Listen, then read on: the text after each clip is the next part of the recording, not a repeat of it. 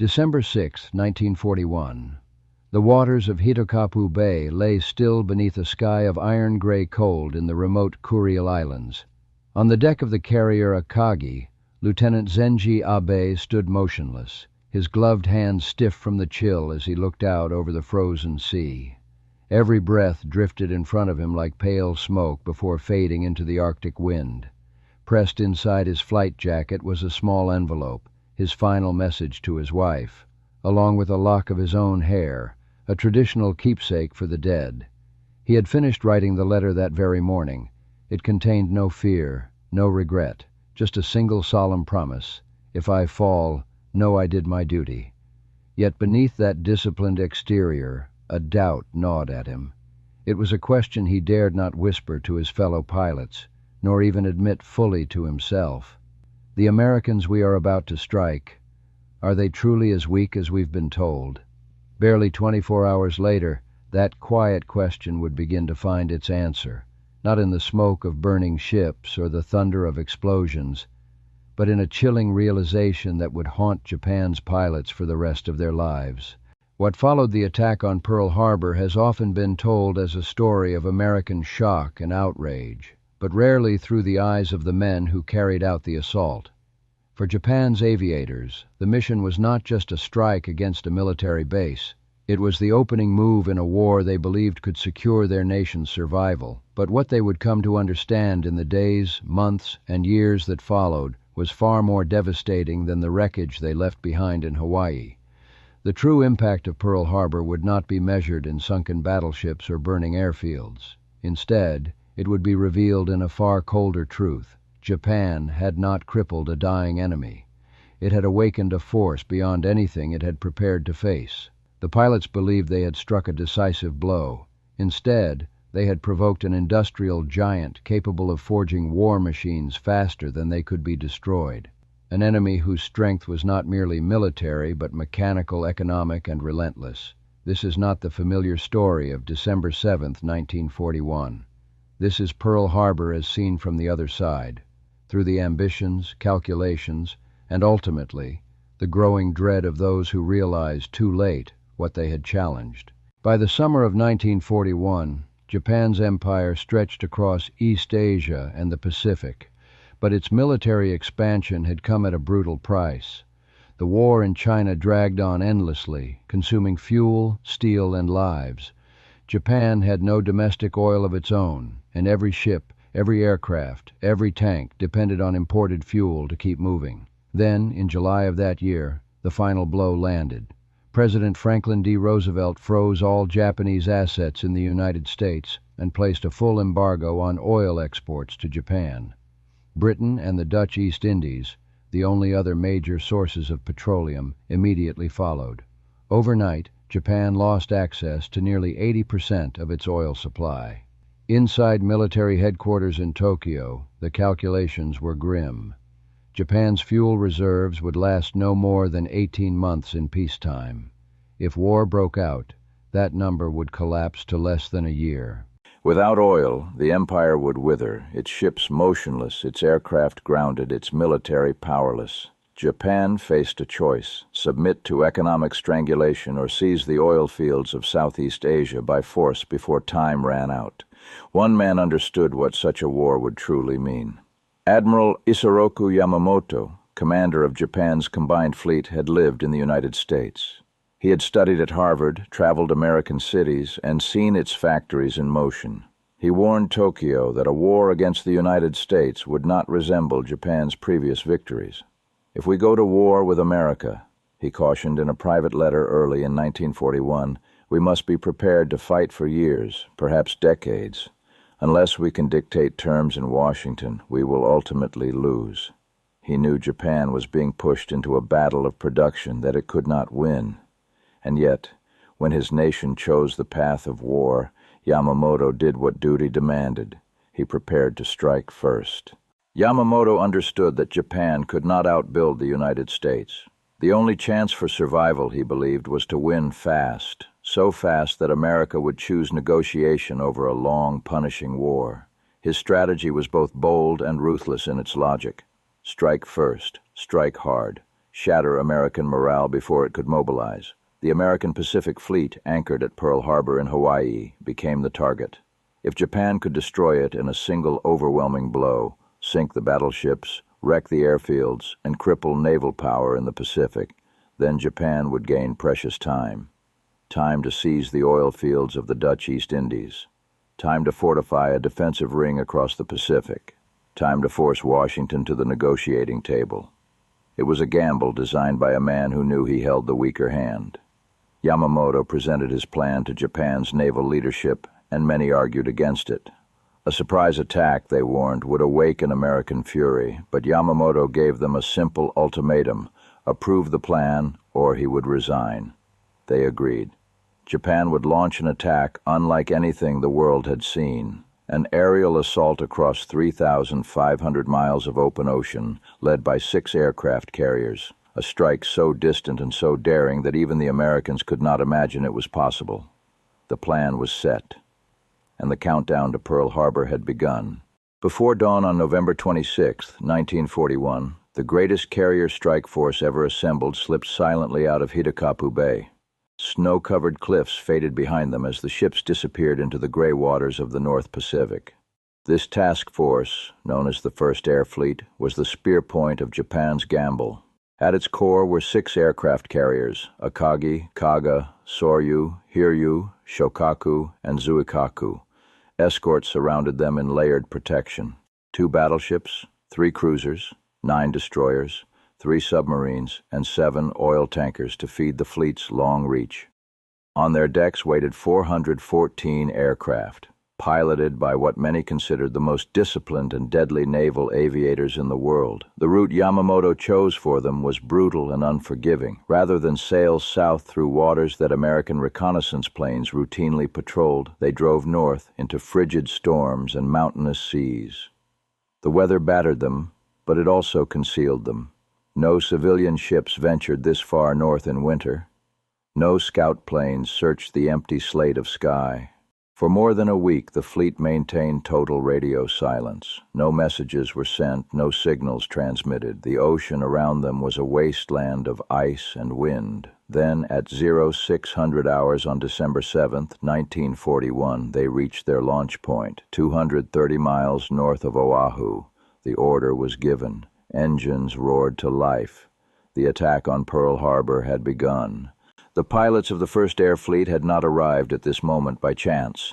For months they trained in secret along the rugged coast of Kagoshima Bay in southern Japan, a place chosen for one reason: its terrain mirrored that of Pearl Harbor. Mountains sloped down to a sheltered inlet, forcing pilots to practice attack runs at dangerously low altitudes. The torpedo crews faced the greatest challenge. Pearl Harbor's waters were shallow, barely 40 feet deep. Standard aerial torpedoes would plunge too far and bury themselves uselessly in the harbor floor. Engineers had to modify them with special wooden fins so they would skim just 10 meters above the water before dropping and running shallow. Every pilot rehearsed the attack again and again, flying barely above the waves, threading between hills, timing their release to the second. A moment's hesitation meant death, but training did little to protect them from the burden of silence. Each man knew the mission's secrecy would separate him from the world he loved. One of them, a young pilot named Kaname Harada from the carrier Soryu, sent his pregnant wife back to her family before deployment just as tradition required. Neither of them showed emotion. They bowed as custom dictated, but her letters followed him to sea until the fleet sailed beyond Japan's horizon. They carried no illusions. They had been chosen for a mission that might not allow a return, and yet none of them knew just how profoundly this attack would shape the rest of their lives. At dawn, the calm over the Pacific shattered. Commander Mitsuo Fuchida led the first wave, 183 aircraft packed wing to wing on the carrier's decks.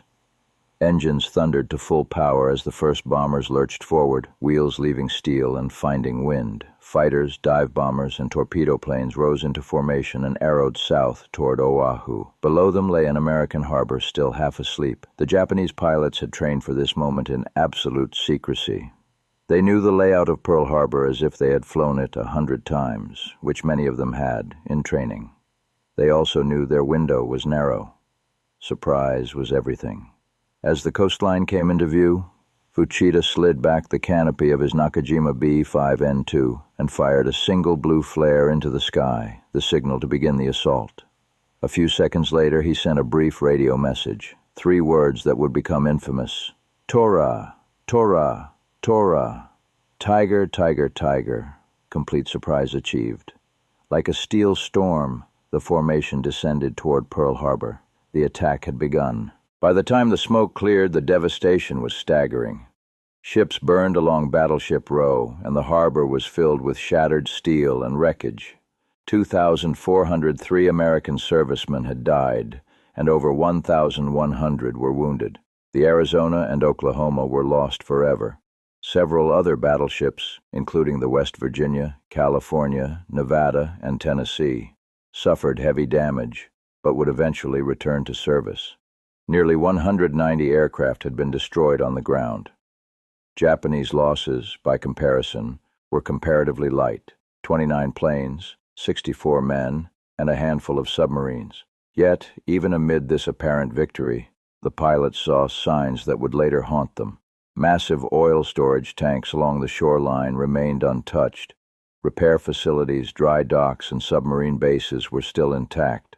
And most crucially, the 3 American carriers that had been anticipated were nowhere to be seen. They were still at sea, ready and lethal. As the first wave returned to their carriers, Commander Fuchida urged Vice Admiral Chuichi Nagumo to launch a 3rd strike, aiming to destroy the fuel depots and repair infrastructure.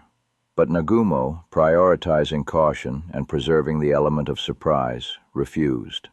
The fleet began its withdrawal. It was a decision that seemed reasonable in the moment, but strategically, it would prove catastrophic. The ships would be raised, aircraft replaced, and Pearl Harbor would endure as a forward base for the Pacific Fleet throughout the war.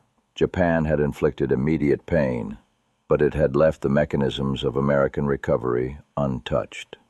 As the Japanese planes arced back toward their carriers, the full weight of what they had witnessed began to sink in. Yes, battleships had been sunk. Yes, the attack had been a tactical triumph, but the harbor below revealed a different story, one of scale and resilience that no intelligence report had captured. Oil tanks still gleamed in the morning light. Dry docks were untouched. Repair yards were operational, and critical installations remained intact. From above, it was impossible to ignore the sprawling infrastructure. The sheer size of the base suggested a capacity far greater than anyone had imagined. Lieutenant Zenji Abe, flying in the 2nd wave, could see it clearly. The burning Arizona was a horrific sight, yet the question that had lingered in his mind back on Akagi, the doubt about the Americans' strength, had not been answered. Instead, it had multiplied. How many more Pearl Harbors existed? How many more facilities, ships, and factories waiting to replace what had been lost in a single morning? For the first time, Japan's pilots began to glimpse a terrifying truth. The enemy they had attacked was not a declining power. It was a nation capable of regenerating losses at a speed they could scarcely comprehend. The reality became impossible to ignore. Japan had struck a single base and temporarily crippled a portion of the Pacific Fleet, but American industrial power dwarfed anything they had anticipated. In 1941, Japan had produced 5,088 aircraft. The United States in the same year had produced nearly 19,500, almost 4 times as many. As the war unfolded, the disparity widened. In 1942, while Japan struggled to replace its carriers lost at Midway, the U.S. launched the first of the Essex-class carriers, eventually building 24 in total. Japan entered the war with 10 carriers, but after Midway, it would never operate more than 6 at once.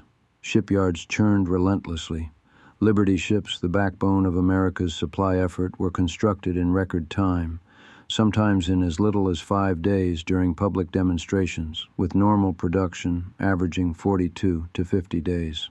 By 1943, American yards were completing 3 Liberty ships every 2 days, producing more merchant tonnage in 4 months than Japan had in 7 years of preparation. Aircraft production was even more staggering. The Willow Run plant in Michigan, operated by Ford, produced B-24 bombers at a rate of 1 every 63 minutes, 24 hours a day. By 1944, the U.S. was cranking out 96,000 aircraft in a single year, a number Japan could never hope to match. The pilots who had struck Pearl Harbor watched these developments in disbelief. Every plane shot down seemed instantly replaced. Every carrier sunk could be replaced by half a dozen more. The industrial machine they had awakened was relentless, inexhaustible, and impenetrable. The consequences of awakening that industrial giant became painfully clear in the months that followed. Japan's initial victories, swift and decisive, began to falter as American production surged. By June 1942, at the Battle of Midway, the Japanese fleet suffered a shock that would alter the balance of the Pacific forever. 4 aircraft carriers lost, along with hundreds of experienced pilots, while the United States replaced its losses with unprecedented speed. By 1943, the disparity was staggering. The U.S. produced 8,000 to 9,000 aircraft each month, while Japan struggled to meet its entire annual target of 16,000. Every confrontation revealed the same pattern. Japanese forces were outnumbered not because of inferior skill, but because American factories could produce men and machines faster than the enemy could destroy them. The pilots who had once trained over Kagoshima Bay, executing their Pearl Harbor maneuvers with near-perfect precision, now faced replacements in American skies, machines and crews arriving faster than they could be countered. With each battle, the gulf widened, and the strategy that had seemed daring and brilliant in 1941 now appeared tragically insufficient. Japan's war of initiative had become a war of attrition, and attrition was a fight they could not win. By 1944, Japan's situation had grown dire. The oil fields captured in the Dutch East Indies could no longer fuel the empire's war machine. American submarines patrolled the Pacific relentlessly, sinking tankers faster than Japan could replace them. Supplies that once kept ships and aircraft operational now lay scattered across the ocean floor. Japan's navy, once the 3rd largest in the world, was reduced to defensive positions in home waters. The elite pilots who had trained for months at Kagoshima Bay were mostly dead, replaced by young recruits with mere weeks of training. Desperation bred extremes. One-way kamikaze missions became the grim reality, a tacit admission that conventional naval aviation could no longer match the enemy. The industrial gap, first glimpsed at Pearl Harbor, had now become insurmountable.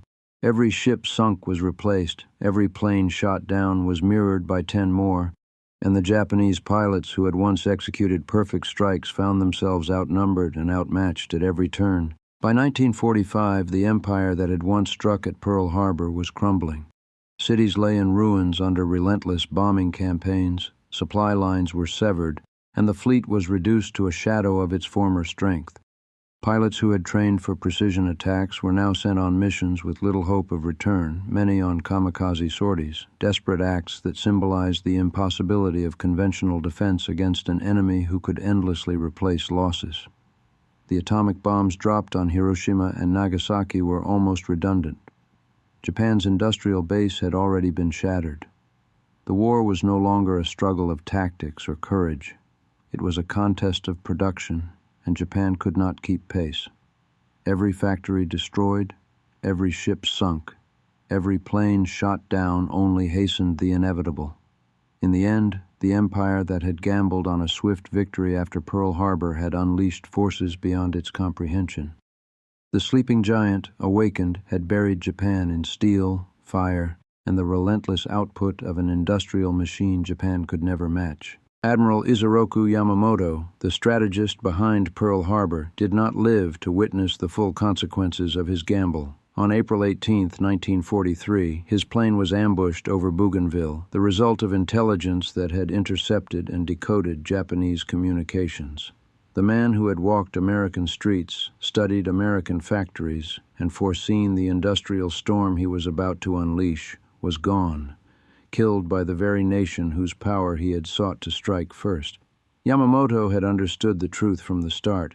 Skill and courage could not overcome unmatched industrial capacity.